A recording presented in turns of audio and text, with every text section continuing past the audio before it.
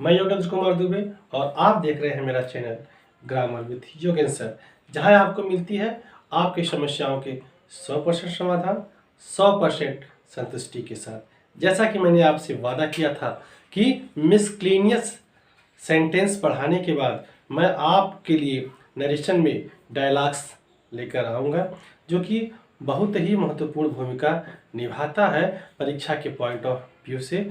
तो मैं अपने वादे के मुताबिक डायलॉग्स लेकर के आ चुका हूँ। आज मैं आपको पढ़ाने जा रहा हूँ डायलॉग्स का कैसे डायरेक्ट से इनडायरेक्ट बनाएं, वो भी एकदम आसान और सहज विधि के माध्यम से।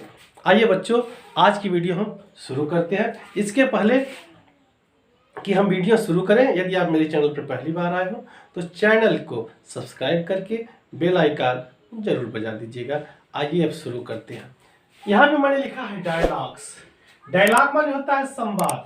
तो संवाद का मतलब आप क्या समझते हैं? संवाद मतलब यही नहीं कि जैसा आपने फिल्म में सुना, कुत्ते कमीने मैं तेरा खून पी जाऊंगा, ऐसा वही संवाद नहीं है। संवाद जो हम आम बोलचाल की भाषा में बातचीत करते हैं ना, वो भी संवाद होता है। जैसे महेश विनोद बैठे हुए हैं, किसी पर चर्चा परिचर्चा करें, आपस में जो वार्तालाप उनकी चल रही है, वो भी संवाद ही होता है। तो संवाद को समझने के लिए आप अच्छे प्रकार समझ सकते हैं कि दो लोगों के स्वतंत्र कन्वर्सेशन को ही डायलॉग्स का नाम दिया जाता है। अच्छा, फिल्मों में हम लोग बोलते हैं बड़ा डायलॉग्स मारा। डायलॉग्स होता क्या है? डायलॉग्स वही होता है जब हीरो जा करके, है ना, जो विलन होता है उसके सामने बोलता है, दहाड़ता है ना, तो वो थोड़ा गर्मजोशी में बोलता है, लेकिन उसको तो डायलॉग्स बोलते ही बोलते हैं। तो अगर हम गर्मजोशी में बोले तो क्या उसको डायलॉग्स नहीं बोला जाएगा? जी, उसको भी बोला जाएगा। तो जो दो लोगों के बीच में कन्वर्सेशंस होते हैं वही होते हैं डायलॉग्स। तो डायलॉग्स में दो लोगों के बीच का कन्वर्सेशंस होगा। इसमें कभी कभी क्या होता है, ध्यान देने वाली बात ये होती है कि कॉमा और इन्वर्टेड कॉमा का प्रयोग नहीं किया जाता है ना। तो अपने मन से आपको समझना पड़ता है कि रिपोर्टिंग वर्ब कौन है और रिपोर्टेड स्पीच कौन है। जैसे दूसरे सेंटेंस में आप देखेंगे, principal what are you doing Mahesh, I am ringing the bell. यहाँ पे देखिए कॉमा इन्वर्टेड कॉमा का प्रयोग बिल्कुल नहीं किया गया है। इसमें आपको दोनों चीजें समझ लेनी पड़ेगी कि यह रिपोर्टिंग वर्ब है और ये रिपोर्टेड स्पीच है। यह रिपोर्टिंग वर्ब के सब्जेक्ट है और चर्चा किससे हो रही है? महेश से। तो महेश रिपोर्टिंग वर्ब के ऑब्जेक्ट हो जाएंगे। जबकि यहाँ पे आप देखेंगे कि Ram said to Hari, will you go to school today question mark. तो इस वाक्य को पढ़ने से पता चला कि यहाँ कौन कर रहा है? राम कर रहे हैं। किससे कर रहे हैं? हरि से। और ये भी प्रश्न पूछ रहे हैं, है ना। राम सेड टू हरि, राम ने हरि से कहा will you go to school today, Hari said no, Hari ने कहा नहीं। राम सेड व्हाई, राम ने कहा क्यों, Hari said because I am not feeling well. एक बात आप बच्चों स्पष्ट समझ लीजिएगा कि जब भी आप डायलॉग्स का नरेशन करने के लिए जाएंगे, डायरेक्ट से इनडायरेक्ट बनाएंगे, उसमें दो चीजें ध्यान रखिएगा, है ना। कभी कभी तो कॉमा इन्वर्टेड कॉमा का प्रयोग नहीं करते। आपको रिपोर्टिंग वर्ब के सब्जेक्ट और उसके ऑब्जेक्ट को स्वयं चूज कर लेना पड़ता है। किसके किसके बीच में वार्तालाप हो रही है, जो एक कहने वाला होगा, एक सुनने वाला होगा। जो कहेगा वो सब्जेक्ट, जो सुनेगा वो ऑब्जेक्ट। यह तय कर लिया है आपने, ठीक है ना। और दूसरी चीज, कभी कभी रिपोर्टिंग वर्ब भी नहीं दिए जाते हैं, जैसे यहाँ पे देंगे, है ना, कोई वर्ब नहीं दिया गया, सेड है कि सेज है कि क्या है। तो ऐसी स्थिति में आप रिपोर्टिंग वर्ब को पास्ट टेंस में ही मानेंगे, इस बात का ध्यान रखिएगा। और रिपोर्टिंग वर्ब किस में चेंज होगा वो आगे आपका रिपोर्टेड स्पीच बताएगा। जिस टेंस में रहेगा, जैसा सेंटेंस रहेगा उस अकॉर्डिंग टू सेड रहेगा, चाहे आस्क्ड रहेगा, चाहे ऑर्डर रहेगा, उसको आप बदल लेंगे। लेकिन ध्यान यही रहे कि अगर रिपोर्टिंग वर्ब का, अगर संवाद में, अगर डायलॉग्स में रिपोर्टिंग वर्ब नहीं दिया गया हो तो उस रिपोर्टिंग वर्ब को आप अक्सर पास्ट टेंस में ही मानेंगे। ये क्लू वाली बात है, ये देखने वाली बात है। और दूसरी जो सबसे उत्तम और सबसे जरूरी बात ये है कि जब भी हम संवाद का डायरेक्ट से इनडायरेक्ट बनाएं तो कॉन्सेप्ट यह रखें कि उस पूरी बात को समझने का प्रयास करें, उस अधूरी बात को पूरी करें, जैसे हम आम बोलचाल की भाषा में करते हैं। आप ये नहीं कि सर ये तो यहाँ दिया ही नहीं है, सेंस के हिसाब से। ऐसा नहीं कि आपने कुछ अलग सेंस दिया तो एग्जामिनर काट देगा, नहीं। अगर आपका सेंस लगभग सही है, उससे मिलता जुलता है, तो आपको नंबर मिलता है। जैसे यहाँ पे आप देखेंगे कैसे, Ram said to Hari will you go to school today. तो यहाँ पे आप देखेंगे चर्चा किसके किसके बीच हो रही है। यहाँ राम किससे करा, हरी से। सेड टू, यहाँ पे इस सेंटेंस को देखेंगे इंट्रोगेटिव है तो सेड टू को बदल देंगे किसमें, राम। राम ने पूछा तो कर देंगे आस्क्ड।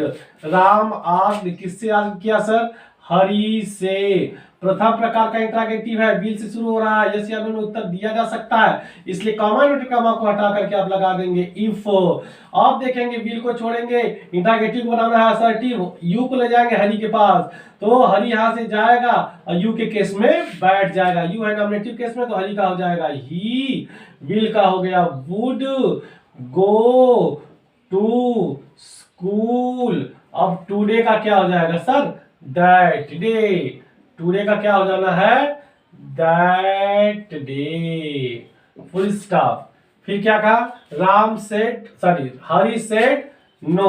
अब हरी ने कहा नहीं, यहाँ पर दो लोगों के बीच में बातचीत हो रही है तो टोल्ड से बढ़िया है, एक प्रश्न पूछ रहा है दूसरा उत्तर दे रहा है तो रिप्लाई कर दीजिए, है ना। इसी के आगे आप कर देंगे हरी रिप्लाइड।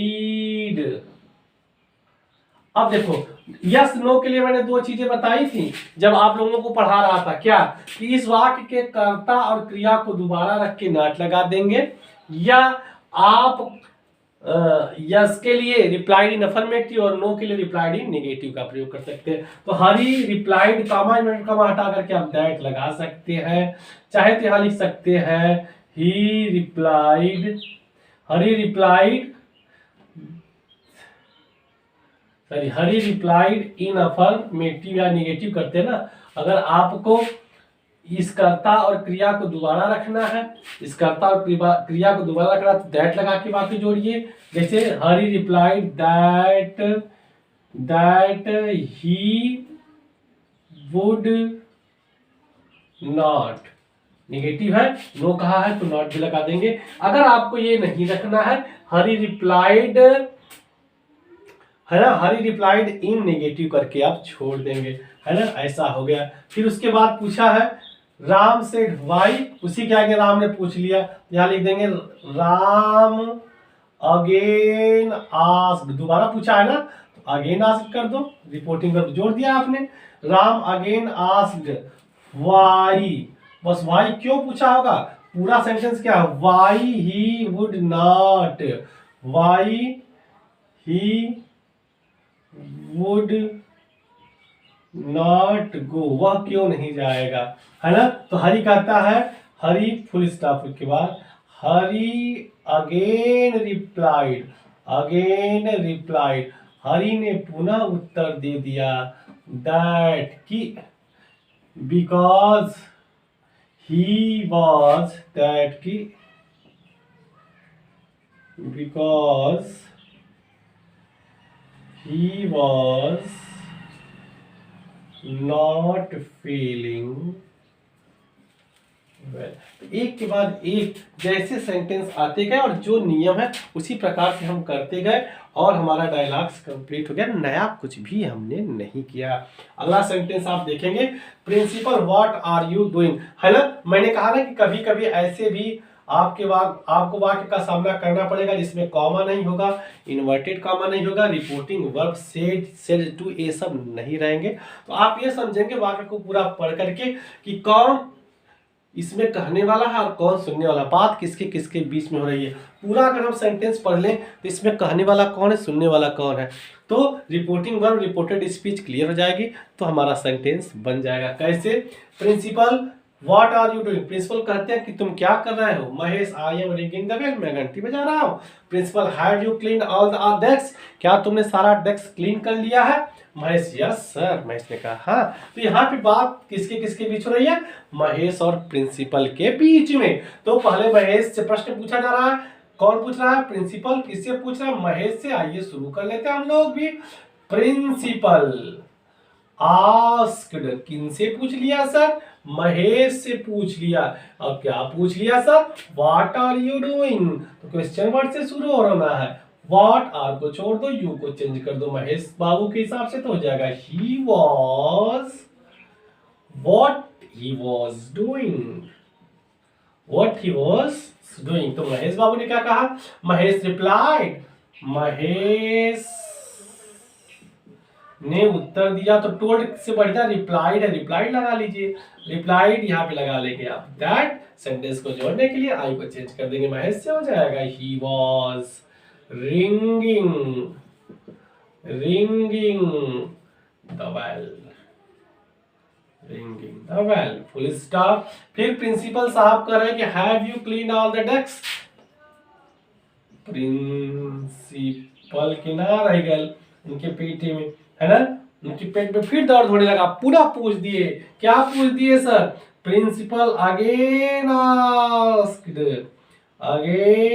आस्क्ड, क्या पूछ दिया? तो ये देखिए प्रथम प्रकार का इंटरॉगेटिव, तो क्या लगा देंगे इफ। अब यू को चेंज करेंगे, किससे पूछा होगा? ऑब्जेक्ट कौन है? महेश ना, महेश के हिसाब से यू को चेंज कर लेंगे, मिल जाएगा ही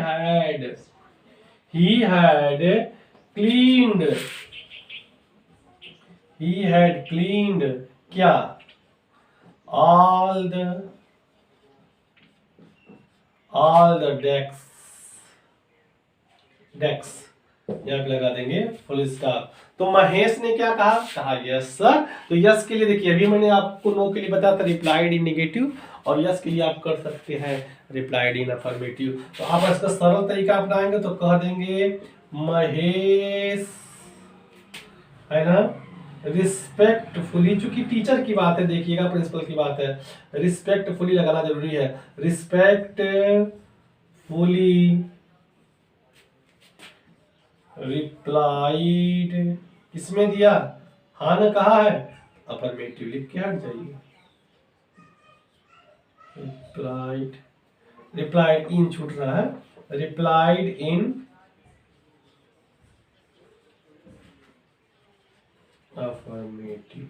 आप अगर यहाँ चाहते तो लास्ट वाला जो है महेश, है ना, Mahesh replied respectfully that he had, दोबारा इस कर्ता क्रिया को रख सकते थे, दैट ही हैड, तभी आपका यह वाक्य पूरा हो जाता। लेकिन अगर आप ऐसा ही करना चाहें तो ऐसा ही करेंगे। डायलॉग्स बहुत ही आसान होता है, केवल सेंस को समझने की जरूरत है, और जो सेंटेंस हमने पढ़ा उससे नया कुछ भी नहीं है। आई होप आपको डायलॉग्स भी अच्छे से समझ में आ गए होंगे, और यदि कोई प्रॉब्लम हो रही हो आपको तो आप कमेंट बॉक्स में जरूर लिख भेजिएगा, सुझाव आपके लिए हम आपको देते रहेंगे, और हमको बड़ा हर्ष होगा जब आप अपनी समस्याओं से हमको अवगत कराएंगे। आज का वीडियो आपको कैसा लगा कमेंट बॉक्स में जरूर दीजिएगा। आगे मैं आप लोगों के लिए लेकर के आ रहा हूँ अगला चैप्टर सिंथेसिस का, जो कि बहुत ही महत्वपूर्ण होने वाला है। मित्रों, चैनल को ज़्यादा से ज़्यादा सब्सक्राइब करिए, लाइक करिए और शेयर करना मत भूलिए।